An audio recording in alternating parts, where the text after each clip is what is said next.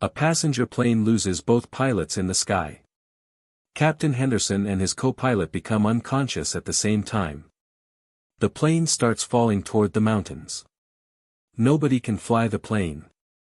Then a man named David Chen, a retired military pilot sitting in seat 15B, stands up and says he can help. He has never flown a plane this big before. Can he save 67 people? Before you watch full story, comment below from which country are you watching. Don't forget to subscribe for more amazing stories. The morning was perfect for flying. The sun was bright, the sky was blue, and there were no clouds blocking the view. Marcus Reed sat in seat 12A on flight 447, a small passenger plane heading from Los Angeles to Denver. He was a 45-year-old businessman who had taken this same route many times before. He always chose the same seat because it gave him a good view of the wing and the sky beyond. Marcus was not someone who loved flying. He traveled every month for his company, working on his laptop or reading business reports. Today was no different. He had papers spread across his seat tray, working on a presentation he needed to finish in Denver. There were only 67 passengers on the plane that morning. It was not a full flight, which meant the plane felt quiet and empty. The flight attendants were friendly and professional. The captain's voice had come through the speakers about an hour into the flight. "Good morning, ladies and gentlemen. This is Captain Frank Henderson speaking. We are cruising at 35,000 feet and should arrive in Denver in about 2.5 hours. Weather is looking great all the way to our destination. We will have a nice smooth ride today. Thank you for flying with us." Marcus had smiled a little when he heard Captain Henderson's voice. He knew the captain from his many flights. Captain Henderson was a nice man, probably in his late 50s. He had been flying planes for more than 30 years. The captain always seemed calm and professional, exactly what you want in someone flying your plane. Everything was normal. Everything felt safe. Everything felt routine. It started with a sound. A loud noise that did not belong in a passenger plane. It was not a sound Marcus had heard before, and immediately, he knew something was wrong. The sound came from somewhere up front, near the cockpit where Captain Henderson was sitting. It was like a loud bang, like something had broken or exploded somewhere in the plane. Then the plane dropped. Not a small bump or a little shake. The entire plane suddenly fell downward, and Marcus felt his stomach rise up into his chest. Papers flew everywhere. Drinks spilled. Passengers screamed. The oxygen masks dropped down from above, hanging in front of everyone's faces like strange rubber ghosts. A woman in the back of the plane shouted something, but nobody could hear her over all the noise and screaming. The lights in the cabin went off for a second, then came back on, but they were flashing in red instead of the normal bright white. An alarm was ringing constantly, a loud beeping sound that made everyone more frightened. A child was crying. An old man was holding onto the seat in front of him so hard that his knuckles turned white. A flight attendant named Sarah came running out of the cockpit. Her face was white, completely white, like she had seen a ghost. She looked scared in a way that made all the passengers understand that this was not normal turbulence. This was something serious. She grabbed onto a seat to keep herself steady as the plane continued to move in strange ways, going up and down and tilting to the side. "Everyone please stay in your seats," Sarah said, but her voice was shaking so much that she could barely get the words out. "We are having some technical difficulties. The captain is working on it. Please remain calm and keep your seatbelts tight." But Sarah did not look calm. Her hands were shaking. Her eyes were wide with fear. And if the flight attendant was not calm, then the passengers could not be calm either. Fear is something that spreads very quickly, like fire, like a disease, like something you cannot stop once it starts. Marcus looked out his window. The sky was still blue and beautiful, but the plane was not flying level anymore. The wing was pointing down at an angle. The plane seemed to be going down, lower and lower, when it should have been staying high in the air at 35,000 feet. He heard the captain's voice again, but this time he did not sound calm and professional. He sounded worried. His voice was shaking just like Sarah's had been. Marcus could only hear parts of what he was saying to someone on the radio. Denver Center, this is Flight 447. We have a serious problem. I have lost my co-pilot. He is unconscious. I am trying to get help, but I do not know how much time I have. I do not know what is happening to me either. I feel very strange. Lost his co-pilot. Unconscious. The captain felt strange. Marcus's heart was beating very fast now, faster than it had ever beaten before. Sarah moved quickly through the cabin, checking on passengers, making sure everyone's seatbelt was tight. When she reached Marcus, she leaned down close to him. "We have a medical emergency in the cockpit," she said quietly. "The co-pilot has had a health problem. We are going to be okay. The captain is very experienced." Marcus wanted to believe her. But he could hear the sound of her voice, and he could see the worry in her eyes. She did not sound like someone who believed everything was going to be okay. She sounded like someone who was trying to be brave for the passengers, but inside, she was very scared. 10 minutes passed. Then 20. The plane was lower now. Marcus could see mountains below them, getting closer and closer. The plane was shaking more and more. It felt like the plane was becoming harder to control, like the captain was fighting with it, trying to keep it in the air, but something was very wrong. The captain's voice came on again, and this time he sounded even more worried than before. Then there was another sound. Another alarm from the cockpit. This one was different from the first alarm. This one sounded like a warning that something very bad was happening. It was a lower sound, more serious, more dangerous. Sarah disappeared back into the cockpit. When she came back out 2 minutes later, Marcus saw tears in her eyes. Real tears running down her face. She went to the flight attendant phone and called for medical help, her voice now very quiet and very serious. "We need medical assistance immediately. The captain has collapsed. He is unconscious. Both pilots are unconscious. We need help right now." The captain had collapsed. The co-pilot was unconscious. Both pilots were gone. At the same time. Both of them. The plane had no one flying it. A man stood up from his seat and shouted, "What is happening? Why is nobody flying the plane?" Other passengers joined him, their voices getting louder and more panicked. Panic spread through the cabin like fire. Passengers were crying. Some were praying to God or whatever they believed in. Some were calling their families on their phones, trying to say goodbye, not knowing if these would be their last words. A woman 3 rows ahead of Marcus was holding her small daughter, singing a lullaby even though her voice was shaking and tears were running down her face. Another passenger was writing something on a piece of paper, like he wanted to leave a message for his family. Sarah's voice came through the speaker system, trying to sound brave but failing. Her voice was shaking so much that it was hard to understand what she was saying. "Ladies and gentlemen, we need someone who has aviation experience. If you have any experience flying planes, please come to the cockpit immediately. We need help. We need someone who knows how to fly. Please. Anyone." For a long moment, nobody moved. Nobody responded. The plane continued to fall. The ground was getting closer. The alarms kept ringing. Then Marcus heard a voice from the back of the plane. A man stood up. He looked to be in his 60s, with gray hair and a face that looked weathered like someone who had spent a lot of time outside, like someone who had lived a hard life. He was tall and strong-looking, even though he was older. "I can help," he said loudly so everyone could hear him. "I have flying experience. I used to be a military pilot."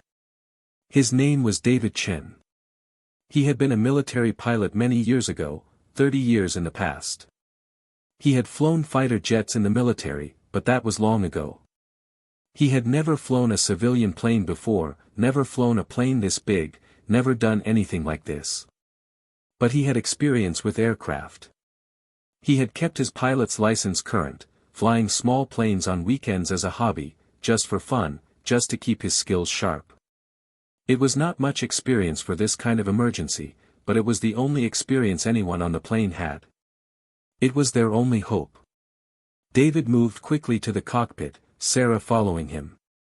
Everyone on the plane held their breath, wondering if one man with old experience could somehow save all 67 of them from crashing into the mountains below. When David entered the cockpit, what he saw was almost too much to understand. The cockpit was filled with alarms and flashing lights. Captain Henderson was slumped in his seat, completely unconscious. His body was very still. His head was tilted to the side. His co-pilot, a younger man named Robert, was also unconscious in the seat next to him. Both pilots had lost consciousness at almost the same time, which meant something very serious had happened to them. Maybe it was a medical emergency. Maybe they had both had heart attacks. Maybe they had been poisoned. David did not know. He only knew that both of them were gone, and he had to save the plane. The plane was shaking badly. Alarms were ringing constantly. Lights were flashing red and orange and yellow. Hundreds of different pieces of information were showing on the computer screens in front of the pilot's seats. Numbers and letters and symbols that meant nothing to David at first. The screens showed speed, altitude, heading, fuel, engine temperature, and dozens of other things. Too much information. Too many things to understand at once. The plane was losing height very quickly now. The ground was getting very close. David looked out the window and could see the mountains below, getting closer and closer every second. David sat down in the captain's seat. His hands were shaking.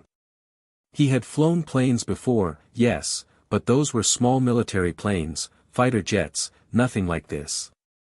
He had flown small civilian planes on weekends, but those were tiny planes, maybe 6 or 8 seats. This plane had more than 100 seats. The controls looked similar to what he remembered, but everything was bigger, more complicated, more dangerous. One wrong move and everyone would die. "David, we need to know what to do," Sarah said from behind him. Her voice was desperate. "The Denver airport is trying to help us. They are sending instructions. They are sending everything they have. But you need to fly this plane. You need to land it. We are running out of time." David took a deep breath. He had to stay calm. He had been trained for emergencies. His military training was coming back to him, memories from many years ago when he was young and trained to handle emergencies. But he was not young anymore. He was not trained for this. Not for a situation like this. But he had to try. What choice did he have? He put his hands on the control stick. The plane did not feel right. It felt like it was trying to fall, like gravity was pulling it down, like the plane wanted to crash. He pulled back gently on the stick, and the plane responded, going up slightly, leveling out a little bit. Good. The plane was responding to his input. He could control it. Maybe. "Okay," David said quietly to himself. "Okay. I can do this. I have to do this. People are depending on me." On the radio, a voice from Denver Center was giving him instructions. The voice was calm and professional. It belonged to a man named Thomas Wheeler, an air traffic controller who had been working at Denver for 15 years. "Flight 447, this is Denver Center. We are here to help you. Can you tell me what instruments you are seeing? What do the numbers say? What is your current altitude?" David looked at the instruments. There were so many numbers. So many things to understand. His eyes scanned across the panel, trying to find the most important information. Finally, he found what he was looking for. "The altitude is 12,000 feet and dropping," David said. "The speed is. I think the speed is around 300 miles per hour. The plane is responding to the controls, but it feels heavy, like it does not want to stay in the air. It is getting lower and lower. That is normal, the voice from Denver said. His name was Thomas and he had a calm voice that made David feel a little better. Not much better, but a little. You are doing good. You are doing very good. Now, I want you to look at the heading indicator. That is the circle with numbers around it. Do you see it? David found it. It was right there in front of him, one of the bigger gauges on the instrument panel. It was a circle with numbers around the edge like a clock, with a needle pointing to a direction. I see it. It says 085. Good. We want you to keep the heading at around 090. That will point you toward Denver Airport. The runway is in that direction. Do you understand? Yes, I understand.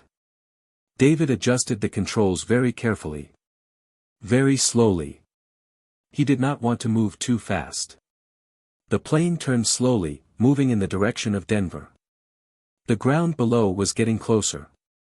Buildings and roads and little towns were becoming clearer now. He could see cars on the roads, like tiny toys from this height.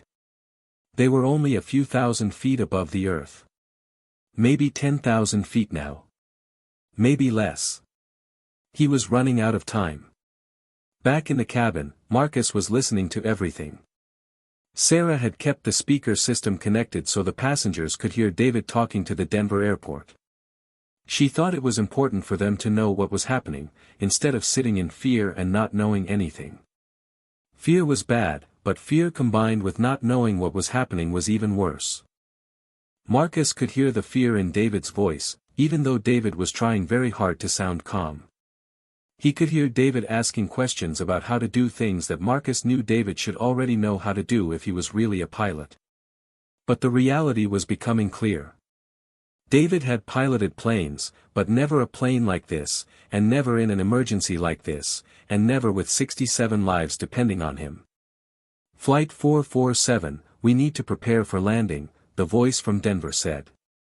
It was Thomas again. I need you to locate the landing gear control. It should be between the two seats where you are sitting. It is a handle shaped like a wheel. It is probably black or silver colored. David looked down between the two pilot seats. There it was, right there on the center console between the two seats. A handle shaped like a wheel. His hands were shaking as he reached for it. I see it, David said. Okay, I want you to pull that handle down. This will lower the landing gear. You will feel the plane change a little bit when the landing gear comes down. That is normal. The nose will come up a little bit. The plane will slow down. Do not be scared by it. This is what is supposed to happen. David pulled the handle. Immediately, the plane shook, and he heard a loud mechanical sound coming from underneath the plane. The sound scared him, but he remembered what the man on the radio had said. This was normal. This was supposed to happen. He took another deep breath and tried to stay calm. The landing gear is down, David reported. Excellent work. You are doing excellent work. Now, we need to slow the plane down. You are going too fast for landing. When you land a plane too fast, it will crash. I want you to look for something called the throttle. It is the lever or stick that controls the engines. It should be in front of you, probably black-colored.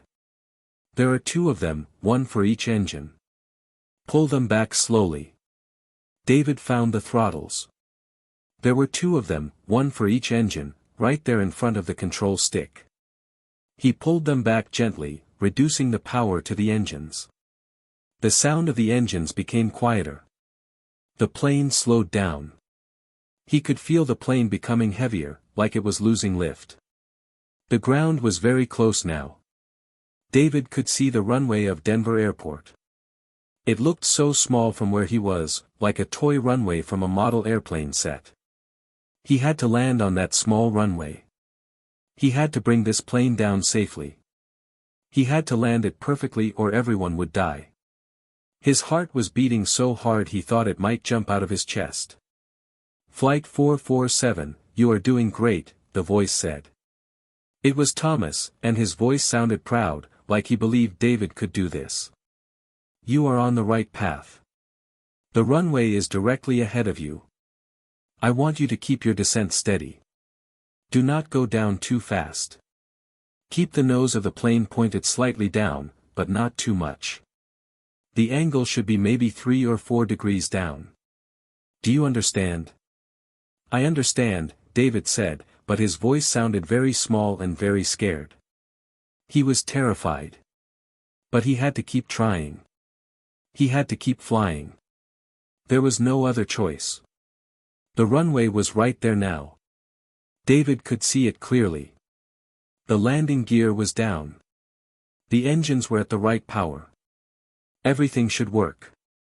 Everything should be okay. But David was not sure. How could he be sure? He had never done this before with a plane this big, with this many people depending on him. One mistake and they would all die. Back in the cabin, Marcus had moved to a window seat where he could see out and see the runway coming closer and closer. All around him, passengers were holding hands, praying, or just sitting quietly, waiting to see if they would live or die. A man across the aisle from Marcus was holding his wife, and she was holding her wedding ring, turning it around and around on her finger, as if the ring could protect her somehow. A young couple was holding each other so tightly that they looked like one person instead of two. David made small adjustments to the controls. The plane was almost level now. The runway was getting bigger and bigger as they got closer. He had to time this perfectly. Too fast, and they would crash. Too slow, and they would fall out of the sky. Too high, and the landing gear would not touch the ground. Too low, and they would hit the ground before reaching the runway. His hands were steady now, even though he was terrified. The years of military training were coming back to him. His body remembered what his mind had forgotten. He was a pilot. He had been trained for this. Maybe not exactly this, but trained to handle emergency situations. You are looking good, the voice from Denver said. Keep your descent steady. Just a few more seconds. You can do this. The runway is right there. Just a few more seconds. David could feel the plane getting lower and lower. The sound of the engines was changing as he made small adjustments to the throttles. His hands were steady, even though his heart was racing. This was the moment. This was it. The wheels touched the ground. For a second, David did not realize what had happened. Then he heard the sound. The beautiful sound of rubber on asphalt. The landing gear had made contact with the runway. He could feel the vibration through the controls. The plane was making contact with the ground. The plane was landing. It was actually landing. David pushed the throttles all the way back to reduce the engines to almost nothing. He could feel the brakes engaging underneath the plane. The runway was flying past underneath them, getting shorter and shorter. The plane was slowing down, still moving fast, but slowing down, getting slower and slower. The wheels were bouncing a little bit, but they stayed on the runway. Pull back on the stick, the voice from Denver said. Pull back gently to raise the nose of the plane slightly. This will help slow you down faster and keep the nose wheel on the ground. David pulled back, and the nose of the plane came up slightly. The front landing gear stayed touching the ground as the back wheels also pressed down and touched the runway hard. The plane was rolling now, rolling and slowing down. Rolling and slowing down. The runway lights were flying past on both sides. The runway was getting shorter and shorter. There was not much left now. David could see the end of the runway coming toward them very quickly. If he did not stop the plane before the end of the runway, they would go off the runway and crash into the grass beyond it. Then, just like that, they stopped. The plane came to a complete stop, still on the runway, still safe, still with its landing gear on the ground. They had stopped with about 500 feet of runway left to spare. For a second, nobody said anything. Nobody moved. Nobody breathed. The entire plane was silent except for the sound of the engines cooling down, making ticking sounds. Then the cabin exploded with sound. People were crying and cheering at the same time. People were hugging each other. People were thanking God or whatever they believed in. Some people were praying. Some people were just laughing, the kind of laugh that comes from being alive when you thought you were going to die. Marcus felt tears running down his face. He was alive. They were all alive. All 67 of them. David sat in the cockpit chair, his hands shaking very badly now. His whole body was shaking. Sarah was standing behind him, tears running down her face, and she put her hand on his shoulder. "You did it," she said. "You saved us. You saved everyone on this plane." David could not speak. He could not move. He could only sit there, his hands shaking uncontrollably, realizing what he had just done. He had landed a plane with 67 people on it. He had done something he thought was impossible. He had done it. Emergency vehicles came to the plane within minutes. Ambulances, fire trucks, police cars, all came rushing to the runway. Everyone was evacuated safely. The passengers walked down the stairs from the plane and felt the solid ground under their feet again. Some of them got on their knees and kissed the ground. Some of them fell down and just stayed there for a while, trying to understand what had just happened. Captain Henderson and the co-pilot were taken to the hospital immediately. The doctors examined them and discovered that both men had suffered from something called sudden cardiac events, which are heart attacks that come without warning. Captain Henderson had suffered a severe heart attack while he was flying. The co-pilot had suffered a similar event just a few minutes later. Both attacks had happened almost at the same time. Captain Henderson survived. His heart had stopped, but Sarah had known CPR, the technique for making a stopped heart start beating again, and she had performed it while David was flying the plane. It was Sarah who saved Captain Henderson's life, while David saved the plane and everyone on it. It was a team effort. The co-pilot also survived. He was in the hospital for several weeks, but he recovered completely. Doctors said that he was very lucky. If David had not landed the plane, if David had not saved them, the co-pilot would have died, along with everyone else on the plane. David became famous very quickly. News of what he had done spread all over the world. Every newspaper wrote about him. Every television news program interviewed him. He became known as a hero, the man who saved 67 lives by landing a plane. But David did not like being called a hero. He said that he had just done what needed to be done. He had not done anything special, he said. He had just landed a plane. But everybody knew it was more than that. It was much more than that. The aviation authorities investigated everything that had happened. They questioned David for many hours. They looked at the plane to see if there was anything wrong with it. They looked at the computer records to see what the plane was doing. They discovered that there was nothing wrong with the plane. The pilots had simply suffered medical emergencies, which could happen to anyone, anywhere, at any time. Heart attacks do not care if you are a pilot or a passenger or a teacher or a doctor. Heart attacks happen to people without warning. The airline gave David a big reward. It was a lot of money, enough to change his life. But David said that he did not want the money. He said that the reward he wanted was knowing that he had saved people's lives. The airline insisted, and eventually David accepted the money, but he said he would give most of it to charity, to organizations that helped people in need. The airline also offered David a job. They wanted him to help train their pilots in emergency procedures. They wanted him to teach other pilots what to do if something went very wrong. David accepted. He decided that since he had been given a second chance, since he had been given the chance to save lives, he should help make sure other pilots were ready for emergencies too. He started working for the airline as an emergency procedures instructor. Marcus Reed continued to fly. He was scared the first time he got on a plane again after the emergency. His hands were shaking when he walked onto the plane. His heart was beating fast. But he knew now that pilots trained for emergencies, that there were systems in place to help, that there were people like David who could help save the day when things went very wrong. He knew that even when the worst thing happens, people could survive. People could be brave. People could help each other. He became friends with David. They would sometimes have coffee together and talk about what had happened on that day. Marcus told David how grateful he was, how grateful all 67 passengers were. David always said the same thing, "I just did what I had to do. I did not think about it. I just did what was necessary." The story of Flight 447 became an important lesson in aviation. It spread all over the world.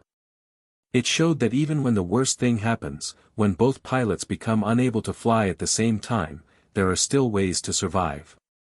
It showed that calm thinking and clear communication can save lives. It showed that a person can do impossible things if they stay calm and focused and believe in themselves. But the story also showed something else. Something that was even more important. It showed that you never know when you will need the skills you have learned in your past. David had been a military pilot many years ago, when he was young and strong. He had thought those days were behind him.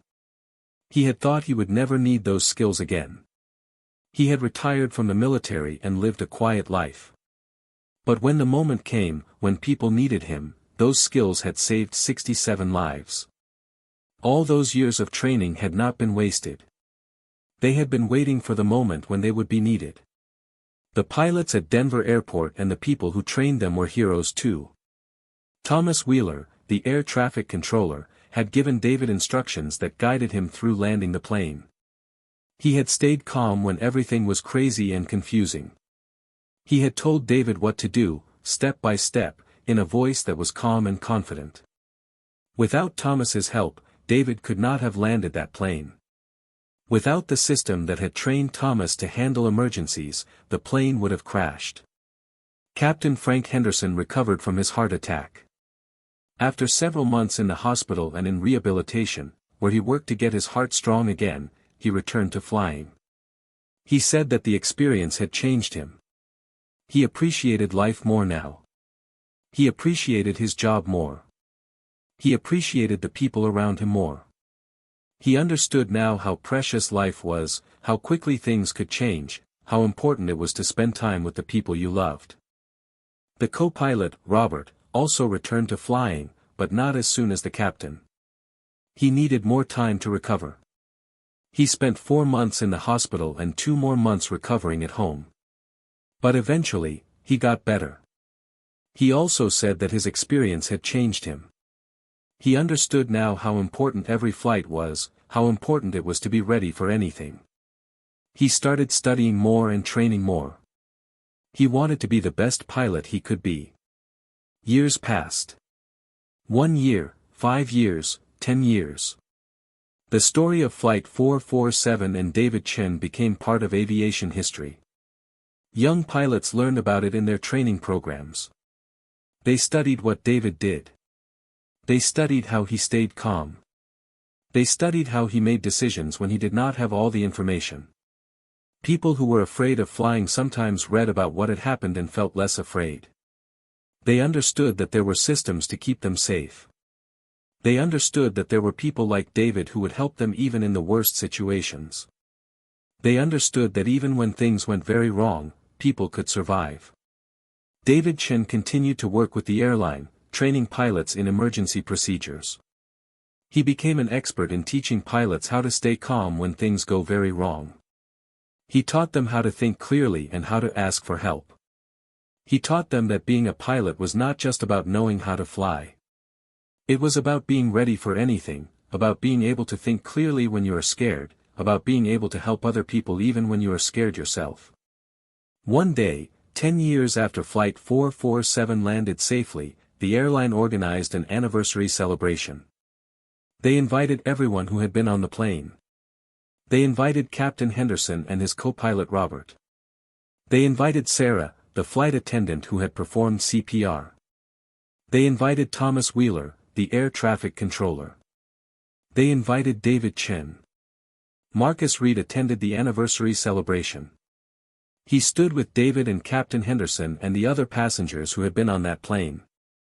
They all agreed on one thing: they had been given a second chance at life. They had been saved by calm thinking, by people who were trained and ready, and by a man who believed he could do something that seemed impossible. They shared their stories. Captain Henderson talked about waking up in the hospital and learning what had happened. He talked about how grateful he was to be alive. He talked about Sarah, who had saved his life with CPR. He talked about David, who had saved the plane and everyone on it. Sarah talked about the moment when she realized that both pilots were unconscious. She talked about how scared she had been. She talked about how she had to be brave for the passengers. She talked about how David had given her hope when everything seemed hopeless. Thomas Wheeler talked about the moment when he heard that both pilots were unconscious. He talked about how he had to stay calm and focused to help David. He talked about how he believed in David even when David was not sure about himself. He talked about how important it was for people in emergency situations to believe in each other. David talked about being scared. He talked about how he did not think he could do it. He talked about how the training he had received many years ago had helped him. He talked about how Thomas Wheeler's calm voice had helped him. He talked about how Sarah's brave heart had helped save the captain.